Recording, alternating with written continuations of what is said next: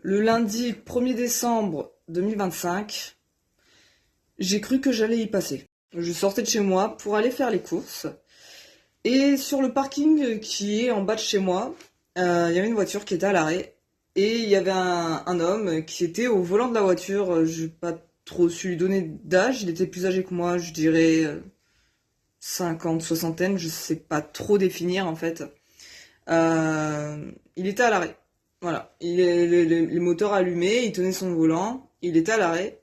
Et quand il m'a vu et que je me suis retrouvée en fait devant sa voiture, il se trouvait à peu près à 3 mètres de moi et quand il m'a vu, il a appuyé sur l'accélérateur d'un coup et il m'a foncé dessus et je me suis dit c'est pas possible, il va me voir, il va s'arrêter. Et plus il s'approchait et plus il accélérait. À un moment donné, j'ai vraiment cru que j'allais y passer. C'est vraiment quand la voiture s'est retrouvée à ça d'écart par rapport à moi que d'un coup, il s'est arrêté. De là, je me suis arrêtée, je l'ai regardé avec une espèce de colère. Je vais pas vous mentir que j'ai eu du mal à aimer mon prochain à ce moment-là et à bénir mon ennemi. Je l'ai regardé avec une espèce de colère, l'air de dire mais ça va pas ou quoi? Et lui me regardait comme s'il était fier de lui finalement. Alors il y a un homme qui a assisté à la scène qui a essayé de me calmer. Je me suis dit qu'après coup j'aurais dû relever sa plaque d'immatriculation, mais sur le coup j'étais tellement en état de choc, j'étais tellement choquée par ce qui s'était passé que j'ai même pas eu le réflexe de prendre sa plaque d'immatriculation. Et cet homme qui me parlait, il m'a dit mais il y a vraiment des gens qui sont fous, et après il essayait un peu de me faire rire, histoire de me changer les idées, de m'amuser un peu, parce qu'il a vu que là j'étais vraiment choquée et pas bien quoi. Et en fait la question que je me pose c'est que me voulait cet homme? Son visage ne me disait absolument rien. Alors, pour moi, il y a deux solutions. Soit c'est quelqu'un que je ne connais pas et qui ne me connaît pas non plus, et qui tout simplement a voulu foncer sur la première personne qui passait devant la voiture. Voilà, il avait envie d'embêter quelqu'un, ou alors juste mon apparence physique lui revenait pas, donc il a eu envie de me faire peur, ou je sais pas trop.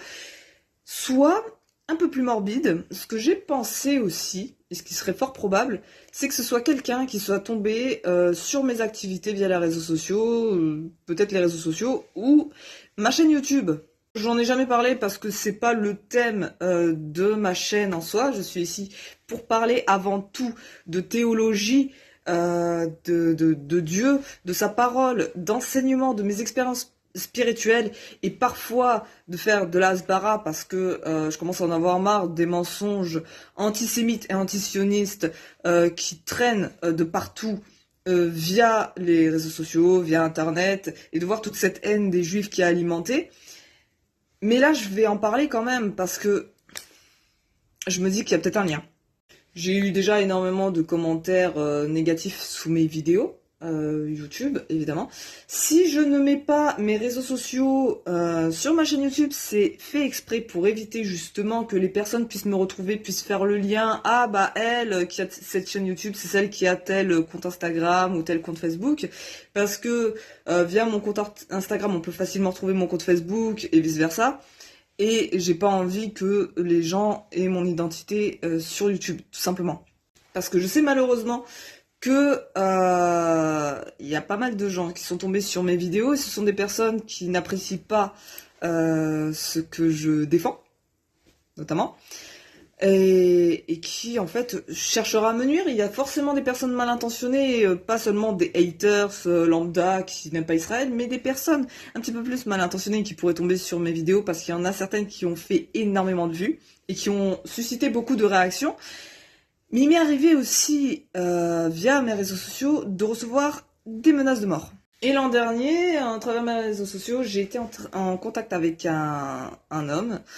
Pendant plusieurs mois, je pensais que c'était quelqu'un qui soutenait Israël. Il se présentait comme un chrétien sioniste. Donc moi, je me disais qu'il n'y avait pas de problème. Et en fait, il a obtenu énormément d'informations sur moi. Et moi, je ne savais absolument rien de lui. Et en fait, c'est avéré, j'ai découvert à un moment donné qu'en réalité c'était quelqu'un qui faisait des choses pour la Palestine. Mais quand je dis qu'il faisait des choses pour la Palestine, c'était pas seulement un petit militant des réseaux sociaux, non.